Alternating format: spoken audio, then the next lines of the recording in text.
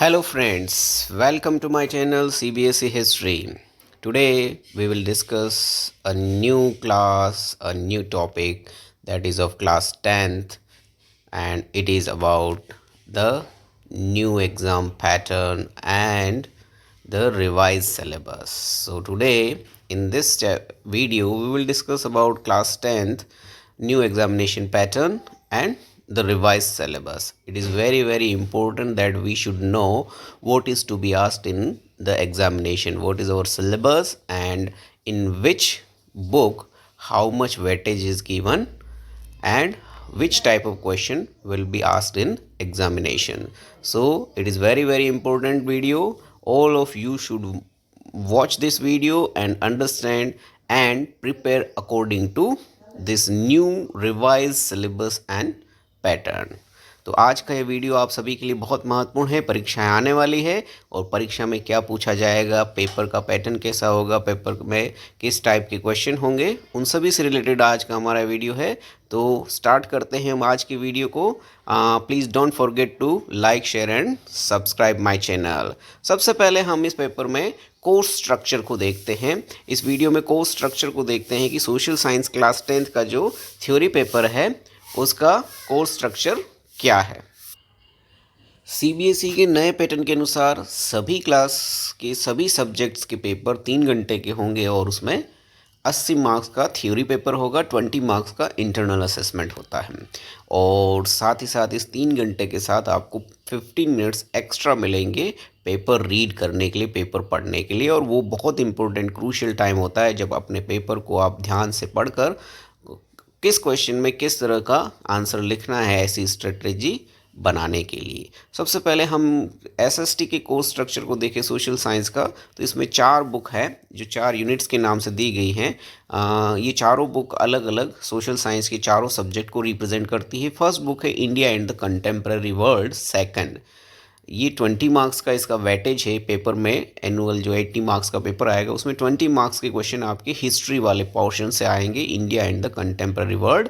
और दूसरा जो ज्योग्राफी का पार्ट है that is contemporary India second, ये भी 20 मार्क्स का वेटेज है। यहाँ पर सबसे इम्पोर्टेंट चीज़ जो आपको ध्यान में रखनी है कि चारों ही बुक आपके लिए इक्वल है, उनका वेटेज इक्वल है और उसमें इक्वल मार्क्स के क्वेश्चन आएंगे। तो आप किसी भी बुक को ऐसे कम या ज़्यादा मानकर छोड़ नहीं सकते, सबको बराबर आपको स्टडी करना पड़ेगा। थर्ड बुक डेमोक्रेटिक पॉलिटिक्स या सिविक्स जिसको कहते हैं, उसमें भी 20 मार्क्स का वेटेज है। और फोर्थ इकोनॉमिक्स की बुक जो है अंडरस्टैंडिंग इकोनॉमिक डेवलपमेंट, उसका भी 20 मार्क्स का वेटेज है। टोटल 80 मार्क्स का पेपर होगा आपका और 20 मार्क्स का इंटरनल असेसमेंट, जो प्रोजेक्ट, नोटबुक, एनरिचमेंट एक्टिविटीज़, उन सबको मिलाकर जो है आपके टीचर्स और स्कूल्स द्वारा आपको 20 में से मार्क्स दिए जाएंगे। तो टोटल 100 मार्क्स का ये जो कोर्स स्ट्रक्चर एसएसटी का है, इसमें चारों बुक का वेटेज 20-20 का है। और उसमें से अब हम देखते हैं कि हिस्ट्री वाले पोर्शंस में कौन कौन से चैप्टर्स इस बार इंक्लूड किए गए हैं। जो नया रिवाइज सिलेबस है उसमें हिस्ट्री के 2 ही चैप्टर आपके एनुअल एग्ज़ाम में या बोर्ड एग्ज़ाम में पूछे जाएंगे। एक चैप्टर जो है वो सिर्फ इंटरनल एग्ज़ाम, जो भी यूनिट टेस्ट या पीरियोडिक टेस्ट जो रहेंगे उनके लिए है। और बाकी 2 एग्ज़ाम आप 2 टॉपिक जो है आपके बोर्ड एग्ज़ाम के लिए है। उसमें फर्स्ट टॉपिक जो है that is the rise of nationalism in Europe, Europe में राष्ट्रवाद का उदय। ये पहला चैप्टर है जो आपको बोर्ड एग्ज़ाम में पूछा जाएगा। ये बहुत इंपॉर्टेंट चैप्टर है और इस चैप्टर में कुछ ही टॉपिक है जिसके ऊपर आपको जो बड़े क्वेश्चन है 5 मार्क्स के या 3 मार्क्स के जो क्वेश्चन बनते हैं, ये मैंने यहाँ पर इस चैप्टर के वो पोर्शंस जिसको आपको पढ़ना है, जिनके ऊपर आपके क्वेश्चन आएंगे, वही मैंने यहाँ पर सब हेडिंग के रूप में रखे हैं। टोटल 6 ऐसे टॉपिक्स हैं जिस पर इस चैप्टर में आपके क्वेश्चंस बनते हैं। तो ये 6 टॉपिक हैं। First one is the French revolution and the idea of the nation. ठीक है, इसमें भी बहुत important question the idea of the nation है। जो फ्रेंच रिवोल्यूशनरीज ने किस तरह से अपने देश में राष्ट्रवाद की फीलिंग को, नेशनलिस्ट की फीलिंग को राइज किया था, वो बहुत इंपॉर्टेंट क्वेश्चन है। तो फर्स्ट आपका जो एक क्वेश्चन इस चैप्टर का है that is French revolution and the idea of the nation, यही आपको प्रिपेयर करना है। Second, the making of nationalism in Europe, Europe में नेशनलिस्ट की फीलिंग कैसे इंक्रीज हुई, ग्रो हुई, जो विथ नेपोलियन बोनापार्ट या नेपोलियन की जो आर्मी थी, सेना थी, उसके थ्रू ये जो फीलिंग फैली है, तो नेपोलियन का कंट्रीब्यूशन और वो उसके ऊपर ये क्वेश्चन बनता है। Third, the age of revolution, 1830 की रिवोल्ट्स और 1848 की जो रिवोल्ट्स हुई है, जिसमें फ्रांस की रिवोल्ट्स दोनों ही कंट्री में हैं, और उसके बाद फिर बेल्जियम, ग्रीस जो है, इन सभी के ऊपर आपके क्वेश्चन बनते हैं। फिर फोर्थ और बहुत इंपॉर्टेंट क्वेश्चन है the making of Germany and Italy, unification of Germany and Italy. ये दोनों ही बहुत इंपॉर्टेंट क्वेश्चन हैं जिसके ऊपर आपके क्वेश्चन बनता है, तो ये दोनों ही आपको और प्रिपेयर करने हैं इस चैप्टर से। फिर सबसे इंपॉर्टेंट, सबसे डिफिकल्ट क्वेश्चन जो इस चैप्टर का माना जाता है, that is visualising the nation. एक देश के बारे में लोगों की क्या इमेज रहती है, एक नेशन को लोग किस तरह से देखते हैं एज ए कंट्री, वो अपने देश को क्या मानते हैं। जैसे जर्मनी में जर्मेनिया के रूप में माना जाता है, फ्रांस में मारियान के रूप में उसको रिप्रेजेंट किया गया है, इंडिया में उसको भारत माता की तरह माना जाता है। तो ये visualising the nation, different different countries में किस तरह से उसमें सिम्बल्स और ये सारे यूज़ होते हैं, तो ये बहुत इंपॉर्टेंट क्वेश्चन है। और उसके बाद लास्ट और जो इंपॉर्टेंट क्वेश्चन है नेशनलिज्म एंड इम्पीरियलिज्म, ये बहुत इंपॉर्टेंट क्वेश्चन है, जिसमें स्पेशली आपको Balkans, nationalist feeling in Balkan का जो है वो क्वेश्चन बहुत इंपॉर्टेंट है। तो ये 6 टॉपिक आपको बहुत अच्छे से प्रिपेयर होंगे, तो इस चैप्टर के जो भी क्वेश्चन आएंगे वो आप आसानी से अटेम्प्ट कर पाएंगे। अब हिस्ट्री की ही जो दूसरा चैप्टर है हिस्ट्री का, that is nationalism in India. History के 2 ही चैप्टर हैं, उन दोनों ही चैप्टर में second chapter nationalism in India है, वो वेरी वेरी इंपॉर्टेंट है। अगर हम देखें 20 मार्क्स के वेटेज के अंदर ज़्यादा इम्पोर्टेंस जो है इस नेशनलिज्म इन इंडिया चैप्टर को मिलने वाली है, तो आप ये समझ लीजिए कि 13-14 मार्क्स तक का आपका नेशनलिज्म इंडिया रहेगा, और उसके बाद बाकी रिमेनिंग 6 और 7 मार्क्स का जो है वो यूरोप वाले चैप्टर से है। तो हिस्ट्री में आप नेशनलिज्म इन इंडिया वाला चैप्टर बहुत अच्छे से प्रिपेयर करेंगे। इसमें जो इंपॉर्टेंट क्वेश्चंस बनते हैं उसके टॉपिक्स आपके सामने यहाँ पर मैं प्रेजेंट कर रहा हूँ। The first one is the first world war और इट्स इम्पैक्ट ऑन इंडिया, ये एक बहुत इंपॉर्टेंट क्वेश्चन है। उसके बाद खिलाफत एंड नॉन कोऑपरेशन मूवमेंट किस तरह से इंडिया में चला के, कौन कौन से लोगों ने पार्टिसिपेट किया डिफरेंट डिफरेंट एरिया में, किस तरह से लोगों का रिप्रेजेंटेशन इस नॉन कोऑपरेशन एंड खिलाफत मूवमेंट में हुआ था, ये एक बहुत अच्छा क्वेश्चन है। तो 2 क्वेश्चन आपके ये हो गए। उसके बाद differing strands with in the movement, इस मूवमेंट में पीजेंट्स और फार्मर्स ने क्यों पार्टिसिपेट किया, फिर इसमें ट्राइबल लोगों का किस तरह से इन्वॉल्वमेंट रहा, सिटीज़ में ये किस तरह से मूवमेंट स्प्रेड हुआ था, और रूरल एरियाज़ में ये किस तरह से चला था। तो ये सारे सब जो है नॉन कोऑपरेशन मूवमेंट के, ये बहुत इंपॉर्टेंट क्वेश्चन है और ये बार बार पूछा जाने वाला प्रश्न है। फिर उसके बाद आता है टुवर्ड्स सिविल डिसओबीडियंस मूवमेंट। इस सिविल डिसओबीडियंस मूवमेंट में 2 तरह के क्वेश्चन, एक दांडी मार्च या दांडी यात्रा के ऊपर क्वेश्चन रहता है, और दूसरा सेम सिविल डिसओबीडियंस मूवमेंट में भी किस तरह से लोगों ने पार्टिसिपेट किया था।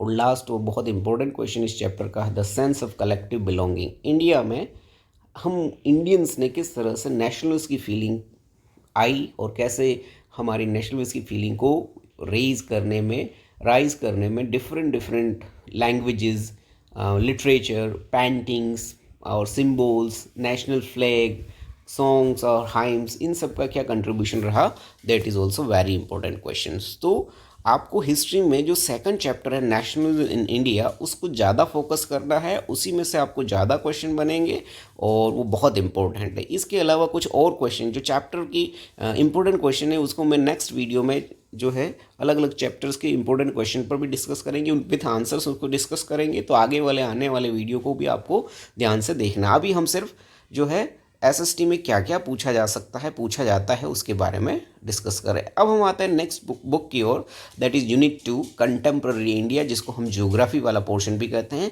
ज्योग्राफी पोर्शन का भी वेटेज 20 मार्क्स का है और इसमें 4 चैप्टर्स आपके एनुअल एग्जाम्स में आने वाले हैं। वैसे चैप्टर बुक में 7 दिए गए हैं, लेकिन 3 चैप्टर्स इसमें इंटरनल असेसमेंट के हैं जो आपका हो चुका है, इसलिए अभी आपको उनको ध्यान में नहीं रखना है। अभी आप सिर्फ उन्हीं चैप्टर को फोकस कीजिए जो बोर्ड एग्जाम में आने वाले हैं। अब बोर्ड एग्जाम में आने वाले जो चैप्टर है उसमें सबसे पहला चैप्टर है बुक का first chapter, that is resource and development. और इस चैप्टर, ये बड़ा चैप्टर है और उसमें बहुत सारे पॉइंट्स है जो एग्जाम में पूछे जा सकते हैं। आपको इन सारे टॉपिक्स को बहुत अच्छे से स्टडी करना है, जैसे types of resources, development of resources, land resource, land utilisation, land use pattern in India, land degradation, conservation measures, ये सारे टॉपिक्स हैं जो आपके आएंगे। फिर अगला आता है soil, soil as a resource, understanding the value of resource and the need for the judicious utilisation and conservation, ठीक है, जिसको सस्टेनेबल डेवलपमेंट हम कहते हैं। रिसोर्स कंजर्वेशन और सस्टेनेबल डेवलपमेंट, ये बहुत इंपॉर्टेंट क्वेश्चन है। इनकी डेफिनेशंस आपको ऑब्जेक्टिव में आ सकती है और इनके ऊपर पैराग्राफ्स भी आ सकते हैं और इनके ऊपर क्वेश्चन भी हो सकता है। फिर क्लासिफिकेशन ऑफ सोइल, इस चैप्टर का जो बड़ा क्वेश्चन है उसमें सबसे इंपॉर्टेंट यही क्वेश्चन है। और लास्ट में 3 मार्क्स के क्वेश्चन में soil erosion and soil conservation, ये जो टॉपिक्स हैं आपको देखने हैं। तो टोटल 11 टॉपिक्स हैं इस फर्स्ट चैप्टर में। रिसोर्स प्लानिंग इसका एक बहुत इंपॉर्टेंट क्वेश्चन है जो आपको याद करना है। Resource planning in India, that is very very important question. जो इसके 3 स्टेप्स हैं वो तीनों स्टेप्स आपको याद होने चाहिए। टाइप्स ऑफ रिसोर्सेज में डिफरेंट टाइप के रिसोर्सेज, उनकी डेफिनेशन और विथ एग्जांपल आपको लिखना होता है। तो बहुत इजी चैप्टर है और इसमें से कुछ इंपॉर्टेंट ऐसे क्वेश्चन हैं जो आगे की वीडियो में हम डिस्कस करेंगे, लेकिन ये बहुत इंपॉर्टेंट चैप्टर है जो स्कोरिंग है आपके लिए, मार्क्स बहुत अच्छे लाने वाला चैप्टर ये हो सकता है। फिर हम आते हैं नेक्स्ट चैप्टर इस बुक का, जो कि एग्ज़ाम में, बोर्ड एग्ज़ाम में पूछा जाएगा, that is agriculture. Agriculture chapter बहुत इजी चैप्टर है ये भी, और इसमें कुछ इम्पोर्टेंट टॉपिक्स हैं, वो अगर आप प्रिपेयर कर लेते हैं तो बोर्ड एग्ज़ाम में बहुत अच्छा स्कोर कर सकते हैं।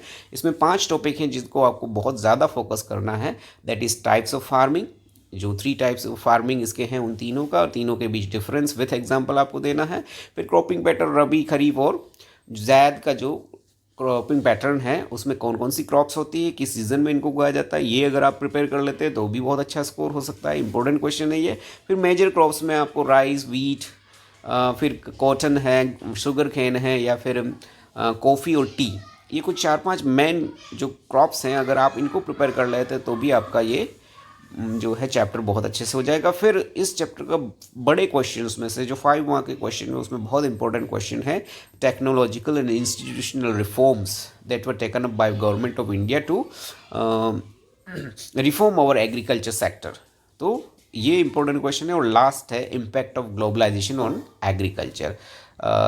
जो ग्लोबलाइजेशन के नेगेटिव और पॉजिटिव दोनों इफेक्ट्स इंडिया पर एग्रीकल्चर में हुए हैं, ये आपके लिए बहुत इंपॉर्टेंट क्वेश्चन। इसके बाद आते हैं हम नेक्स्ट चैप्टर का जो ज्योग्राफी का है, that is minerals. Minerals chapter आपका वैसे तो इंटरनल एग्जामिनेशन के लिए, ये देखिए यहाँ पर बहुत इंपॉर्टेंट नोट लिखा हुआ है, the theoretical aspect of this chapter will not be assessed in periodic test and board examination. ये बोर्ड और पीरियोडिक टेस्ट दोनों में ही नहीं पूछा जाएगा, लेकिन map items as given in map list from this chapter will be evaluated in board exam. तो मिनरल्स वाला चैप्टर आपके मैप क्वेश्चन के लिए बहुत इंपॉर्टेंट है। इसमें से कुछ आपको मैप वाले क्वेश्चन में पूछे जा सकते हैं, तो सिर्फ उस पॉइंट ऑफ व्यू से ही आपको इसको पढ़ना है। इस चैप्टर के मैप्स आपको देखने हैं, उसके अलावा इस चैप्टर में आपको और कुछ पढ़ने की ज़रूरत नहीं है। फिर आते हैं जो थर्ड चैप्टर जो इस बुक का है, एग्जाम में पूछा जाएगा, दैट इज़ मैन्युफैक्चरिंग इंडस्ट्री। बहुत इंपॉर्टेंट चैप्टर है, बहुत इजी सा चैप्टर है। इंडस्ट्रीज़ के बारे में कुछ इंपॉर्टेंट यहाँ पर टॉपिक्स है, अगर आप वो प्रिपेयर कर लेते तो भी इस चैप्टर को बहुत आसानी से अच्छा स्कोर कर सकते हैं। चैप्टर से आपके इंपॉर्टेंस ऑफ मैन्युफैक्चरिंग, मैन्युफैक्चरिंग का इंपॉर्टेंस क्या है, ये बहुत इंपॉर्टेंट क्वेश्चन है। बड़े क्वेश्चन में इस चैप्टर में सबसे इंपॉर्टेंट यही क्वेश्चन बनता है। फिर contribution of industry to national economy, इस पर ऑब्जेक्टिव क्वेश्चन ज़्यादा से ज़्यादा हो सकते हैं या 3 मार्क्स का क्वेश्चन आ सकता है। इंडस्ट्रियल लोकेशन के जो फैक्टर्स हैं, लैंड होता है, कैपिटल होता है, या लाइट, इलेक्ट्रिसिटी, वाटर फैसिलिटी, ये सारे सब जो हैं वो इंडस्ट्रियल लोकेशन को इफेक्ट करते हैं, तो ये भी आपको याद रखना है। फिर classification of industries, different industries हैं इंडिया में, लेकिन मेनली हमारे चैप्टर्स में जो इंडस्ट्रीज़ दिए गए हैं उनको आपको फोकस करना है। क्लासिफिकेशन में आपके on the basis of raw material है, on the basis of size है, on the basis of ownership है, तो इन सब का आपका डिफरेंस और उनका एग्जाम्पल्स आपको आना चाहिए। फिर स्पेशल डिस्ट्रीब्यूशन, इंडस्ट्रीज है कहाँ कहाँ पर, in which areas industries are located, which type of industries located in which part of India, तो ये भी आपका इंपॉर्टेंट क्वेश्चन बनता है। फिर industrial pollution and environmental degradation, ये एक बहुत इंपॉर्टेंट क्वेश्चन। जनरली जितने भी टाइप के पोल्यूशंस हैं, पोल्यूशन को कवर करने के लिए हम क्या कर सकते हैं, क्या स्टेप्स हो सकते हैं जिससे हम पोल्यूशन कंट्रोल कर सकते हैं, इंडस्ट्रियल पोल्यूशन को, तो ये जनरल क्वेश्चन है जो हर बार पूछा जाता है, तो आपको ये याद रखना है। और जो है कंट्रोल टू इन्वायरमेंट डिग्रेडेशन, जो अभी हम डिस्कस कर रहे हैं वही यहाँ पर है। तो ये कुछ इंपॉर्टेंट टॉपिक्स हैं जिनको आपको देखना है इस चैप्टर में। फिर इसके बाद आते हैं लास्ट चैप्टर जो इस बुक का है, that is life lines of national economy. ठीक है, ये चैप्टर भी बहुत इंपॉर्टेंट और इजी और स्कोरिंग चैप्टर है।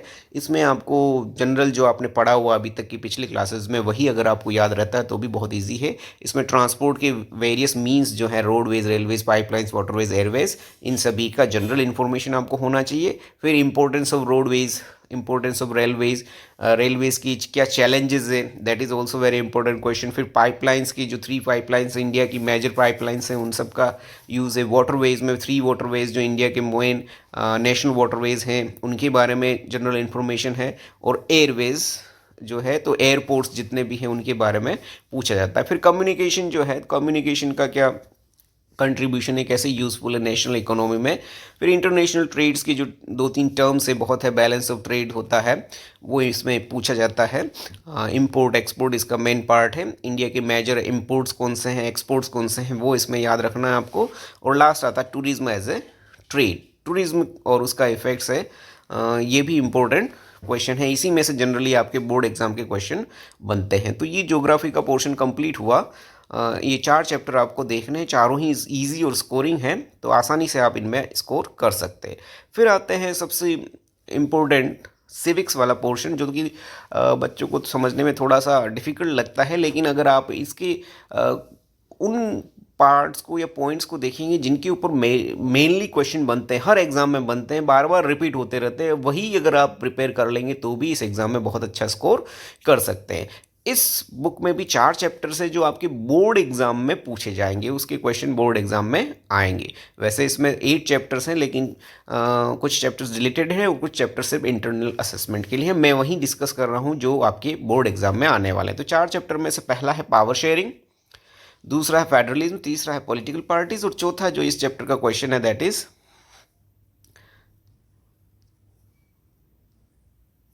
Is outcomes of democracy. चौथा जो है, ये 4 चैप्टर हैं आपके। तो इनमें से हम पहले चैप्टर पावर शेयरिंग को देखते हैं। उसमें कौन कौन से क्वेश्चन, 3-4 क्वेश्चन आपको याद रखने हैं। तो सबसे पहला है case study of Belgium and Sri Lanka. Sri Lanka और बेल्जियम की जो स्टडी है, चैप्टर में स्टडी कर रखी कैसे बेल्जियम ने फेडरलिज्म और पावर शेयरिंग अपने देश में किया और श्रीलंका ने कैसे मेजोरिटेरियनिज्म पॉलिसी को अडॉप्ट किया था और उसके क्या कॉन्सिक्वेंसेस हुए। ये दोनों ही आपके इंपॉर्टेंट क्वेश्चन, इनकी केस स्टडीज़ आपको पता होनी चाहिए। फिर why power sharing is desirable, power sharing क्यों होना चाहिए, ठीक है, किन की चीज़ों को। तो इसके 2 जो रीजंस हैं, प्रैक्टिकल एंड मोरल रीजंस, वो दोनों अगर आप याद कर लेते हैं तो ये 3 मार्क के क्वेश्चन का एक इंपॉर्टेंट क्वेश्चन है। और लास्ट है फॉर्म्स ऑफ पावर शेयरिंग। ये इंपॉर्टेंट क्वेश्चन है। चारों टाइप की जो पावर शेयरिंग की फॉर्म्स है, हॉरिजॉन्टल, वर्टिकल पावर डिस्ट्रीब्यूशन से पॉलिटिकल पार्टीज एंड जितने भी ये हैं, तो इनके बीच में अगर डिफरेंसेस और उनकी फॉर्म डेफिनेशंस और उनके टाइप्स अगर आप याद कर लेंगे तो ये चैप्टर बहुत ईजी है। अगर इस पर कोई क्वेश्चन आता है तो आप इजीली 100% जितना मार्क्स है उतने मार्क्स आप ला सकते हैं। फिर नेक्स्ट चैप्टर आता है दैट इज़ फेडरलिज्म। फेडरलिज्म में भी 3-4 इंपॉर्टेंट टॉपिक्स हैं जो आप अगर रिवाइज कर लेते हैं, याद कर लेते हैं पूरी तरह से, तो मुझे नहीं लगता कि आपके मार्क्स जो हैं कहीं कट सकते हैं। चैप्टर में आपको याद क्या करना है, व्हाट इज़ फेडरलिज्म, फिर what makes India A federal countries. ठीक है, इंडिया में फेडरलिज्म की क्या क्या विशेषताएं हैं वो आपको याद करना है। How is federalism practice, world में कैसे कैसे फेडरलिज्म किया जाता है।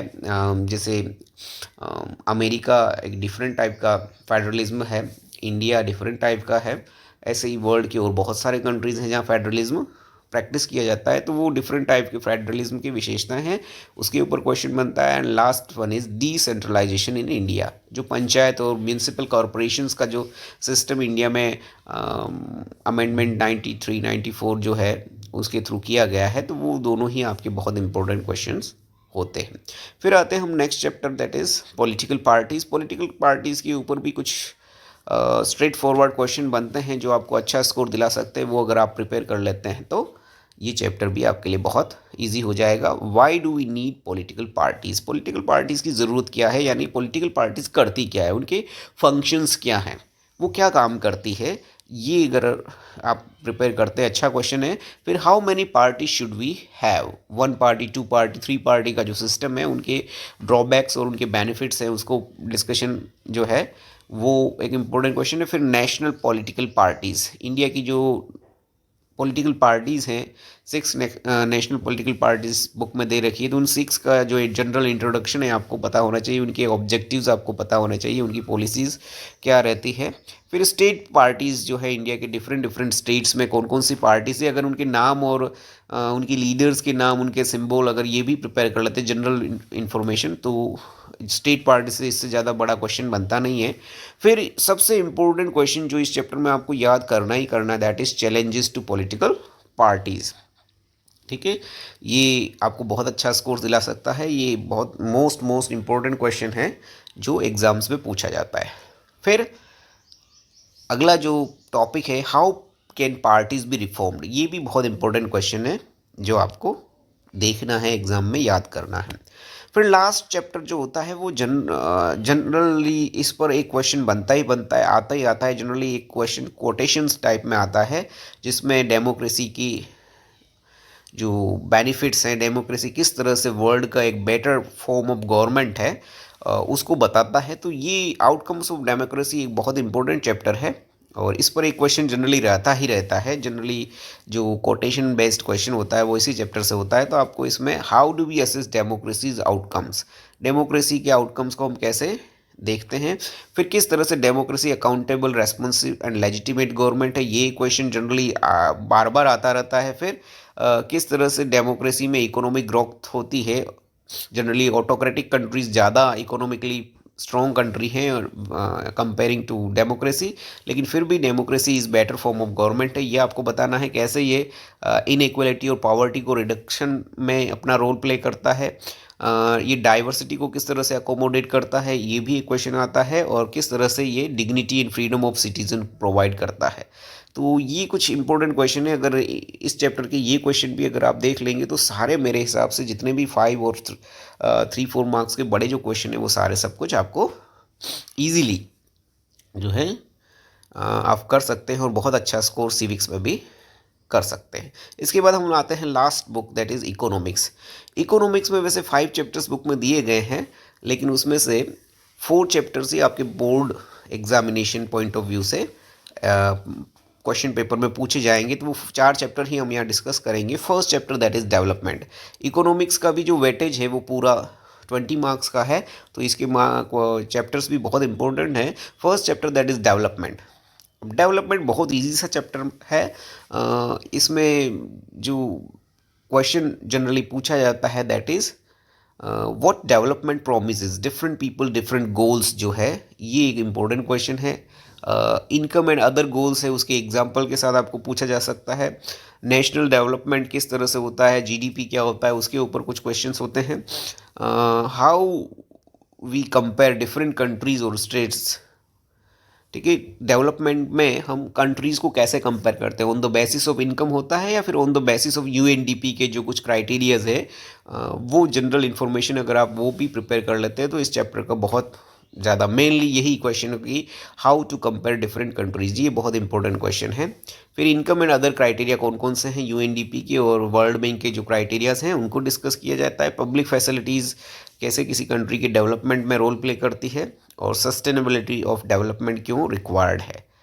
ठीक है, तो इस चैप्टर के भी ये जनरल इंपॉर्टेंट क्वेश्चन है जो आपको देखने हैं। बेसिक इस चैप्टर के यही क्वेश्चन बनते हैं, तो ये आपको देखना है। फिर सेकंड चैप्टर इस बुक का है that is sectors of Indian economy, और इसमें जनरली एक क्वेश्चन जो मैं अभी आपको बताऊंगा वो आपको बहुत अच्छे से प्रिपेयर करना है, तो वो बार बार हर एग्जाम में पूछा जाता है।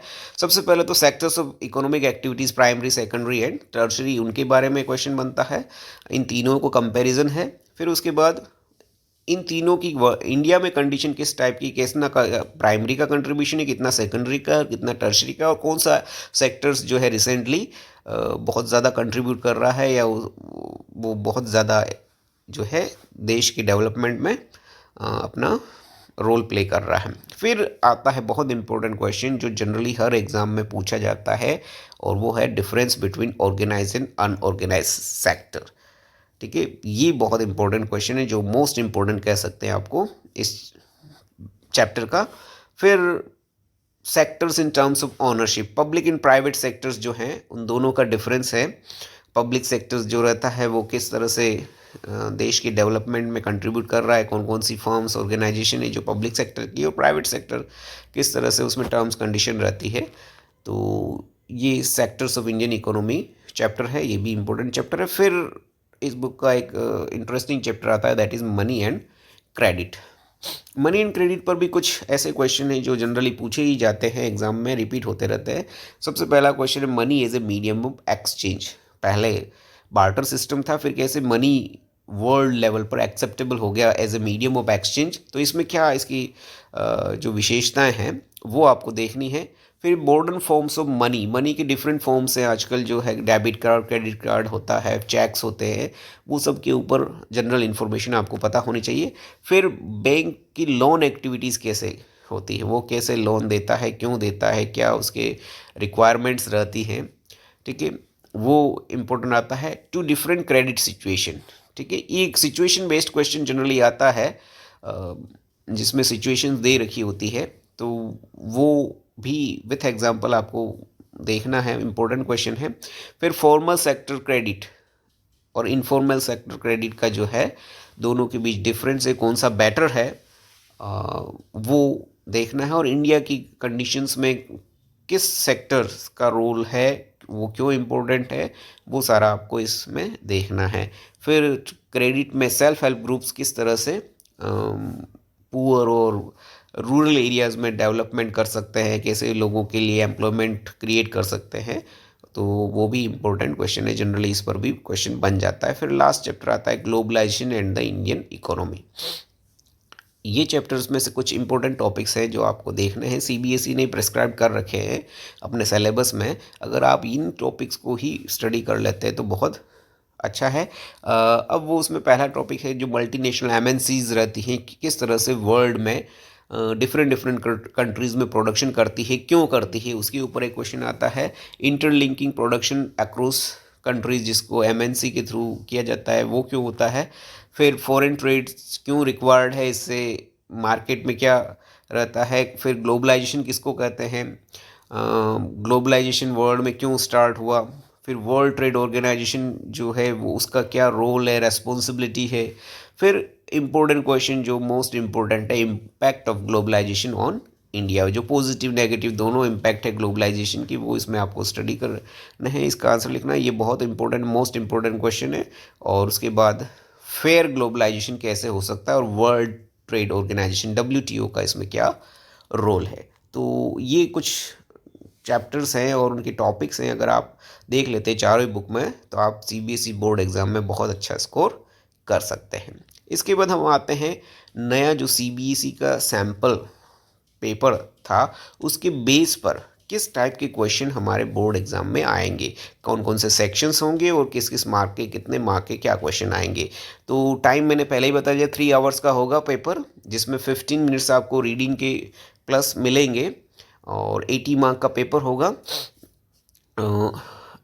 फिर देखिए इसमें इम्पोर्टेंट 5 सेक्शन आपके रहेंगे ABCDE के नाम से, और देर आर 32 क्वेश्चन, पूरे चैप्टर पे आपके 32 क्वेश्चन होंगे। ऑल क्वेश्चंस आर कंपलसरी, ये बहुत इंपॉर्टेंट चीज़ है, ठीक है। इसमें कोई चॉइस टाइप का क्वेश्चन नहीं रहेगा जिसको आप लेफ्ट कर सकते हैं। फिर यहाँ पर 1 to 16 question are objective type question, MCQ या ऑब्जेक्टिव टाइप क्वेश्चन रहेंगे, जो हर क्वेश्चन का वेटेज जो है 1 मार्क का रहेगा। सेक्शन B जो है वो 17 to 22 क्वेश्चन, मीन्स ये 6 क्वेश्चन है, ये बहुत इंपॉर्टेंट है, जो बुक में से रहेंगे और ये हर क्वेश्चन 3 मार्क्स का रहेगा। जनरली ये टोटल 6 क्वेश्चन है, हमारे पास 4 बुक है, तो मोस्टली इकोनॉमिक्स और जो हिस्ट्री वाला पोर्शन है उसमें जो है ये क्वेश्चन जो है 3 मार्क्स के वो कम रहते हैं। ज्योग्राफी और सिविक्स से ये 3-3 मार्क के ज़्यादा रहते हैं, क्योंकि हिस्ट्री इकोनॉमिक्स का जनरली 5 मार्क्स का क्वेश्चन ज़्यादा रहता है, लेकिन ऐसा कोई फिक्स नहीं है। लेकिन 6 क्वेश्चन आपको ये 3 मार्क्स के याद करने हैं, जो कि बहुत इंपॉर्टेंट क्वेश्चन है। इनकी लिमिट 80 वर्ड से ज़्यादा नहीं होनी चाहिए आंसर की। फिर फोर्थ सेक्शन जो है दैट इज़ न्यू, ये नया इंट्रोड्यूस किया है सीबीएसई ने इस year, specially source based question इनको कहते हैं। या अब अगर पीसा वाले जो है केंद्रीय विद्यालय नवोदया के स्टूडेंट हैं तो उन्होंने सीसीटी बेस्ड क्वेश्चन भी कहते हैं जिनको, जिसमें आपको एक पैराग्राफ दिया जाएगा और उस पैराग्राफ के बेस्ड पर आपको हर पैराग्राफ से 4 क्वेश्चन पूछे जाएंगे। अब ऐसे 4 पैराग्राफ आपके आने वाले हैं, 23, 24, 25 एंड 26 क्वेश्चन नंबर। तो 4 इंटू 4 16 मार्क का ये बहुत ही स्कोरिंग पोर्शन है, जिसमें आपको कुछ याद नहीं करना है। जो पैराग्राफ दिए गए हैं उनको बहुत ध्यान से स्टडी करना है और उसके बाद जो क्वेश्चंस दे रखे हैं उनका आंसर लिखना है। तो ये बहुत स्कोरिंग क्वेश्चन पार्ट है आपका section C, 23 question to 26 question. ठीक है, फिर उसके बाद क्वेश्चन सेक्शन डी और जो है वो 27 टू 31, ये 5 क्वेश्चन हैं जो लॉन्ग आंसर टाइप क्वेश्चन हैं। और ये लॉन्ग आंसर टाइप क्वेश्चन के जो है 5 मार्क्स का हर क्वेश्चन रहेगा आपको, और इसमें वर्ड लिमिट 120 वर्ड्स की है। तो ये जो है मतलब आपके 1 मार्क के क्वेश्चन है, 3 मार्क्स के, 4 मार्क्स के और 5 मार्क्स के, ये 4 टाइप के क्वेश्चन आप कहेंगे। 2 मार्क्स का कोई क्वेश्चन आंसर आपके नहीं पूछा जाएगा। ऑब्जेक्टिव क्वेश्चन के लिए आपको क्या है, पूरा ही बुक के जितने भी हर चैप्टर से इम्पोर्टेंट क्वेश्चंस बनते हैं वो आपको देखने पड़ेंगे, याद करने पड़ेंगे। उसके लिए बुक की थोरो स्टडी बहुत ज़रूरी है। लेकिन मैं इसके लिए आपके लिए इसका एक वीडियो आगे बना कर आपके लिए जितने भी इम्पोर्टेंट क्वेश्चन है हर चैप्टर वाइज आपके सामने प्रस्तुत करूँगा। मैं आपके लिए शॉर्ट आंसर टाइप क्वेश्चन जो 3 मार्क्स के कौन कौन से बनते हैं वो भी उसके लिए वीडियो आपको कुछ ही समय में मिल जाएगा, और जो लॉन्ग आंसर टाइप क्वेश्चन है उसका भी वीडियो आपको कुछ ही समय में अवेलेबल हो जाएगा। तो आपको बहुत ईजी रहेगा। तो don't forget to like, share and subscribe my channel. आपको 100% सोशल साइंस के सीबीएसई बोर्ड एग्ज़ाम के इस ईयर के पेपर में बहुत अच्छा स्कोर मिलेगा अगर आप मेरे वीडियो रेगुलर देखते रहेंगे, लाइक, शेयर एंड सब्सक्राइब करेंगे। फिर लास्ट पार्ट आता है इस पेपर का, that is very very important और बहुत स्कोरिंग रहता है। जनरली स्टूडेंट्स इस पार्ट पर ध्यान नहीं देते हैं, इस पार्ट पर मेहनत नहीं करते हैं। That is section E, question number 32। जो 32 एक क्वेश्चन है, ये 5 मार्क्स का क्वेश्चन है और ये मैप बेस्ड क्वेश्चन है। एक मैप आपको दिया रहता है, उस मैप में आपको ये 5 प्लेसेस जो हैं उनको मार्क करना होता है। जनरली स्टूडेंट इसमें एक तो मिस्टेक ये करते हैं कि इस क्वेश्चन को वो बहुत डिफिकल्ट मानते हैं और सोचते हैं जनरली इस क्वेश्चन को बहुत डिफिकल्ट मानते हैं और छोड़ देते हैं, वो इसको अटेम्प्ट ही नहीं करते हैं। और दूसरा, उन्हें पता ही नहीं होता है कि इस क्वेश्चन में करना क्या होता है। तो इस क्वेश्चन के देखिए 2 पार्ट है। क्वेश्चन नंबर 32 का 1 पार्ट जो है वो हिस्ट्री से पूछा जाएगा क्वेश्चन है, वो 2 मार्क का क्वेश्चन रहता है।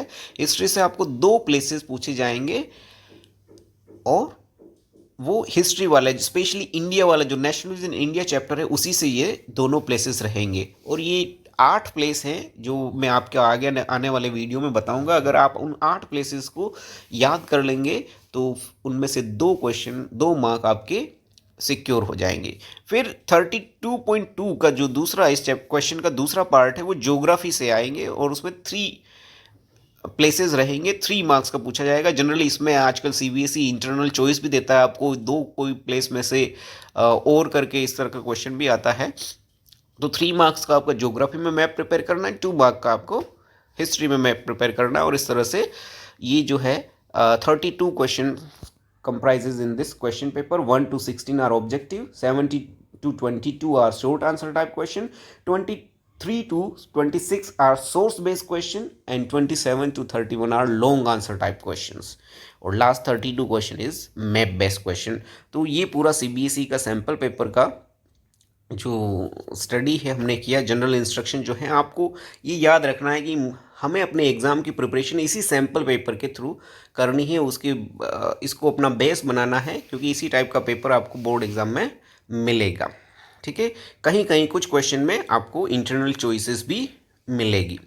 ठीक है, फिर किस सेक्शन को कैसे करना है उसके लिए सेपरेट इंस्ट्रक्शन भी उस क्वेश्चन के साथ रहेंगे। तो क्वेश्चन पेपर को ध्यान से पढ़ना ये बहुत ज़रूरी है। हर सेक्शन को आप ध्यान से पढ़िए और उसके बाद ही क्वेश्चन को अटेम्प्ट करिए। और क्वेश्चन पेपर को अगर आप सिस्टमेटिक लिख लेते हैं, उसके सारे क्वेश्चन को अटेम्प्ट करते हैं, तो आपको 100% बहुत अच्छे मार्क्स मिलेंगे। एसएसटी आज एक ऐसा सब्जेक्ट बन गया है जिसमें 100 आउट ऑफ 100 भी बहुत सारे स्टूडेंट्स लाते हैं। तो इस सोशल साइंस के इन चारों ही बुक को आपको बहुत ध्यान से पढ़ना है, और उसके इम्पोर्टेंट क्वेश्चन से रिलेटेड वीडियो मैं आपको कुछ ही समय में प्रोवाइड करूँगा। तो देखते रहिए, लाइक करिए, शेयर करिए, सब्सक्राइब करिए और खुश रहिए। बहुत अच्छे से अपने इन चारों ही बुक की सोशल साइंस सब्जेक्ट के पेपर की तैयारी कीजिए। All the best, thank you, have a nice day, good luck, bye.